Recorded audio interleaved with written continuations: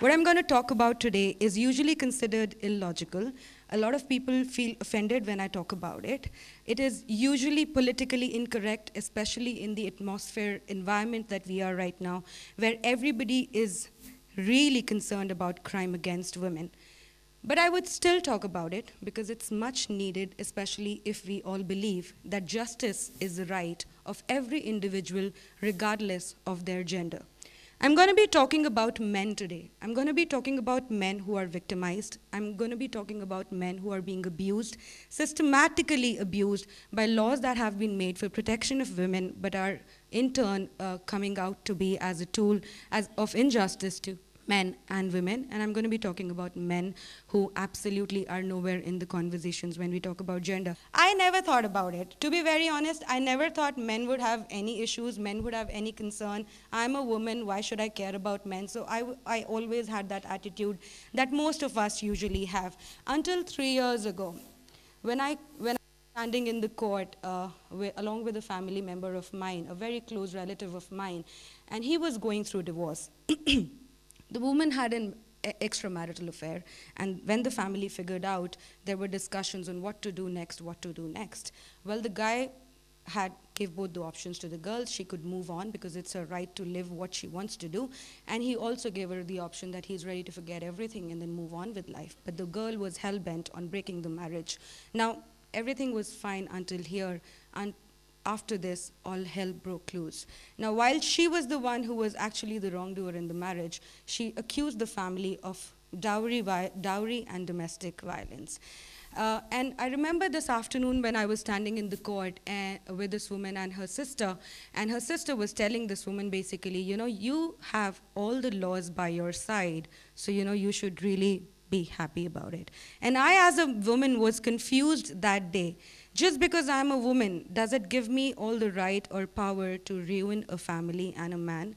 Well, even till that point, I did not act. I thought about it, and I was extremely disturbed about it, but I did not react or act until I saw this video online. आज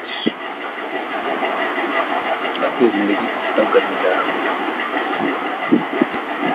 इसकी वजह है मेरे साथ जो धोखा हुआ,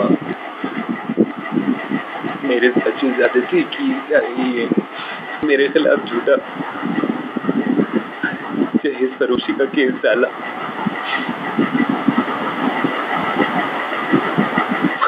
मैं आधा तो उसी दिन मर गया था जिस दिन मुझे पुलिस थाने जाना पड़ा।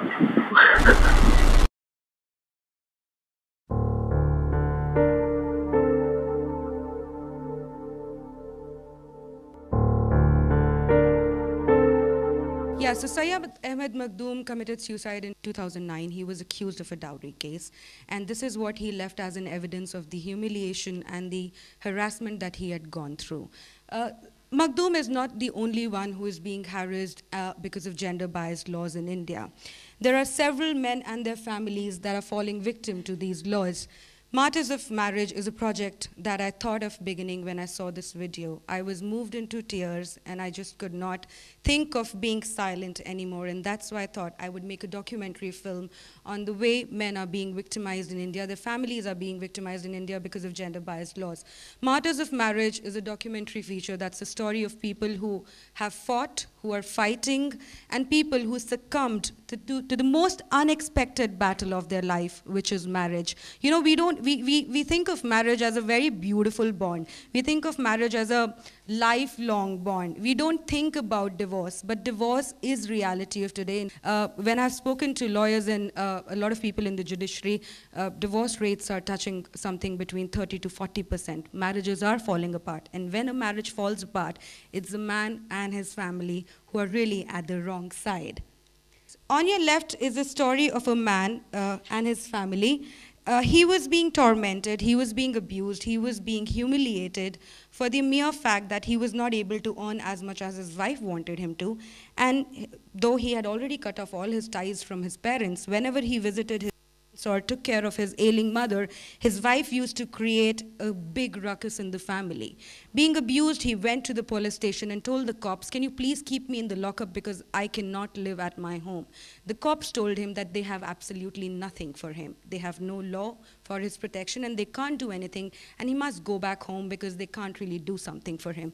So this man eventually, after taking all the humiliation, filed for divorce. That's apparently the only option available for a man if he is in an abusive relationship. You can file a divorce on grounds of cruelty.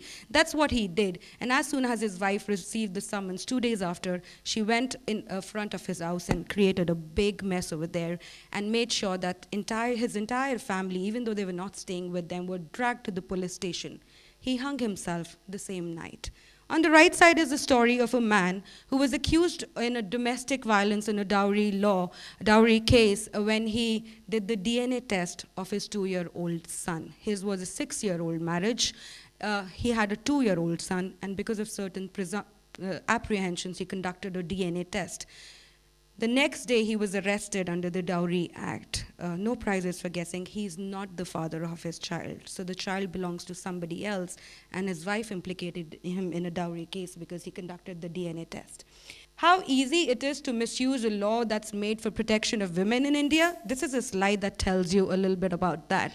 A 2-year and a 4-year-old accused in a domestic violence case. I mean, it's unbelievable, but it's true. It's just a 25-day-old story from Bangalore where wife of this guy ran away with her boyfriend after 10 days of marriage, and when he went to the court to nullify the marriage, she accused him and his entire family, including these 2 kiddos, in a domestic violence and a dowry claim. Section 498A of Indian Penal Code, a law that was made with very noble intentions to prevent violence and cruelty perpetrated on married women from the hands of their husband and their families.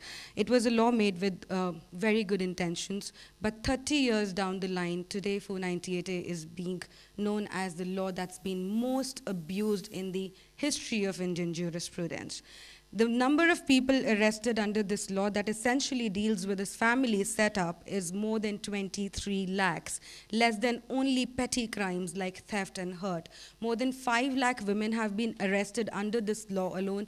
And when I say women, I'm talking about sisters of a boy, mother of a boy, 85-year-old, 90-year-old women, small young girls like 15, 16-year-old girls, 6-year-old boys who have been arrested under this law just because their name was written in that complaint. It does not matter whether you have actually done something or you have not done something, but you have been accused of this law. Number of people who are eventually found guilty under this law is a bare minimum. Barely 15% of people are actually found guilty under this law. And this is what our lawmakers actually have to say. Now, because I told you in the beginning, whatever I'm going to talk about, I'll have to give a lot of evidences for it because I'm talking about men. When we talk about women, we don't really need to give evidences. But I shall tell you what Supreme Court of India has said about 498A. Merely because the provision is constitutional and intra-vires does not give a license to unscrupulous persons to wreak personal vendetta or unleash harassment. By misuse of the provision, a new legal terrorism can be unleashed. The provision is to be used as a shield and not an assassin's weapon. If cry of wolf is made too often as a prank, assistance and protection may not be available when actual wolf appears. This was Sushil Kumar versus Union of India. Just this year, Supreme Court of India said something about 498A again. The fact that 498A is cognizable and non-bailable offense has lent it a dubious place of pride amongst provisions that are used as weapons than shield by disgruntled wives. These are the statements by the highest court of India. They are extremely concerned about the misuse of this law, and a law that was made for protection of women, if it's being misused, it's an injustice to women also. Like I said, even after so many statements by the courts, even after so much of evidence that this law is being grossly misused, nothing has been really done about this law. No changes have been made in this law, though there have been various recommendations given by various authorities that the law really needs amendment because it's being misused much more than it's being used. What happens when you're accused of a 498A? You're basically asked to either pay up, settle the case, or you keep on fighting for years and years, even if you're innocent. As a result, a lot of people are committing suicide, not only men, but women as well. Here's a story where these two people were asked to pay up 50 lakhs, else suffer a case forever. They hanged themselves. That's a family, all four of them were threatened of a 498A. They killed themselves. That's a barely 18-year-old girl who was threatened of the same case by her sister-in-law, and she hung herself. Are men vulnerable? Yes, men are vulnerable, and that's what I figured out in the last 2.5, 3 years when I've been researching and working on this subject and my documentary film. You can be accused of a domestic violence if you shout at your wife, but if your wife shouts at you, there's nothing you can pretty much do. You can be accused of domestic violence if your family circumstances are such that she needs to work. But if she doesn't want to work and if you force her to work, it's coded in the law that she can accuse you of domestic violence. I've seen people being implicated in sexual harassment at workplace because the woman did not get a good appraisal and she filed a case against the person. Or if a person asked the woman for a drink, he has been accused of sexual harassment at workplace. I've seen people being accused of molestation because of a fight in the bus, and I'm sure you all must have heard about the Rohtak Bravehearts case. I brought to the fore the other side of the Rohtak Bravehearts. Those two videos were made by me, and when I visited those villages, and when I met the people who were in the bus, nobody had anything to say what the girls were saying. But what is happening today? Kuldeep, the main accused, has been denied an admit card, and he was supposed to join army for a crime that's not been proven yet. So I see people being accused of rape because their relationships have turned sour. Now this is scary. This is really scary. This should be even scarier for women than it is for men, because if provisions that are meant for their safety and protection are misused, then when, like Supreme Court said, when the actual wolf would appear, you would not get any assistance because you would not be believed. Delhi Commission of Women has come out with a statistic that of the rape cases filed between April 2013 and July 2014, a whopping 53% were false. A thorough research done by newspaper The Hindu over 6 months, they studied the entire cases, all the cases that were filed in Delhi, which has come to be known as the rape capital of India. Out of all the cases filed, the ones that went under trial, 40% of those cases were the cases where a young girl had willingly eloped with a boyfriend, and when she came back, the parents filed a rape case on the boy. 25% of the cases are cases of rape on promise of marriage. These are consensual relationships being termed as rape. I would tell you a story of a boy who called me up. He cried inconsolably. This was just a few months ago. 70% of the cases that were filed in Delhi now have the acquittal rate. Earlier was 46%, but after the Nirbhaya case, which we all really felt so sorry about, and the rape laws were amended after that, but the acquittal rate after that has gone from 46% to 70%. Good sign? Absolutely not a good sign. Injustice to men, of course, and their families too. What happens when you are accused of something that you've not done? If you're an actual victim of dowry, of crime of dowry, it's painful for you. But equally painful is the accusation of harassing somebody for dowry when you actually did not. Rape is a heinous crime, but if somebody is falsely accused of rape, it's an equal pain, if not anything less. This is the plea of a man who was acquitted of rape after spending 4 years in jail. He asked the Supreme Court to return his dignity. And you know what happens in these cases? The media never reports the acquittals. That's why the societal perception is that it's only women who are being victimized. You never come to know that there are issues with men, and they also have problems. I remember talking to a friend of mine who writes for one of these crime serials that are coming on various channels these days, and she told me, Deepika, when we show false cases, the TRPs do not come. people do not like to watch them. People don't understand the pain of families who are wrongly accused or families who suffer because of false accusations. And I was surprised, but I knew this fact. This man told the Supreme Court that even after his acquittal, the entire community thinks that he is a rapist because the media never reported that, and most of us believe what media shows us. Only way that we know that men are suffering in India is this statistic. Apart from this, there's nothing that we know is happening to men. The Domestic Violence Act, which is gender neutral across the world, a man, if he is being abused in a relationship, can file a domestic violence case, but in India, you cannot. So this is the only statistic which is available with us. Twice the number of married men commit suicide as compared to women. We have a commission for animals. We have a commission for women, we have a commission for children, but we do not have any government organization that works for men or on their issues.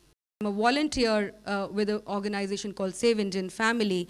You would be startled to hear that a helpline that they run for distressed men get 135 calls every day. It's run by volunteers. There's no government support. It's volunteers who are running those helpline, and all that we do is give a shoulder of support. Listen to these people who absolutely have no listening in the society. When you're accused in a case like that, everybody sorts of leave you. If you're a family, if you're a friend, they think that you must be guilty, and that's why you have been accused. So we give these people a shoulder of support. That's Shrenik. I met him in Bangalore. He was crying. He had already attempted suicide once. But today, he is being heard, and he has been encouraged to fight back and not to compromise. Today, he is fighting back in his place and spreading awareness about these issues. There's more to it if this was not enough. There are more laws that are coming now for protection of women, should come, absolutely needed, but nothing that can be misused. We're now getting a new ground for divorce, which is irretrievable breakdown of marriage. Men would have to part away from their property if their marriage fails. Whether you are guilty or not, whether you're at mistake or not, you would have to part away from your property, and the judge would decide the quantum of that property to be given to the woman. As the law has not come yet, it's still in the draft phase, but the draft does not specify any or gives no importance to the duration of marriage. If I've spent 20 years in a marriage, I should get a lot of things. But if I've spent just 2 days in the marriage, I don't know what I deserve. But that's the new law that's coming into picture. Why should you care? The current cases pending in the judiciary is 3 crore. And I don't know how many years that it would take for those cases to wind up. So you should care, because our judiciary is being filled with these cases that are not genuine, but they are the cases that are being filed in the courts because you wanted to settle score with someone. You should care, because if you're a woman and if your brother, son, father, friend, cousin would be accused of a crime, and no matter how much you know that he is innocent, he would still be called guilty, and his innocence would not be heard. Of course, if you're a man, you should care. What are we asking for? We aren't asking for too much. What are we asking for? We are asking for gender-neutral laws so that the person who is actually committing the crime is punished, and it's not the gender that's punished. We are asking for strong misuse clause under provisions that basically give so much of importance to the testimony of a person. Just on basis of a statement, you can build an entire case on it. So if that case has been filed with oblique motives, then that person also deserves to be punished. A lot of people call me anti-women. A lot of people say that I don't understand the pain of women, but that's not true. I do understand the pain of women, but I also do understand the pain of men and their families. And that's why when I saw injustice happening in the name of justice to women, I refused to remain neutral and side the oppressor, as what Desmond Tutu once said. And that's why I went on an absolutely off the beaten path, and I started fighting for justice for men. Thank you.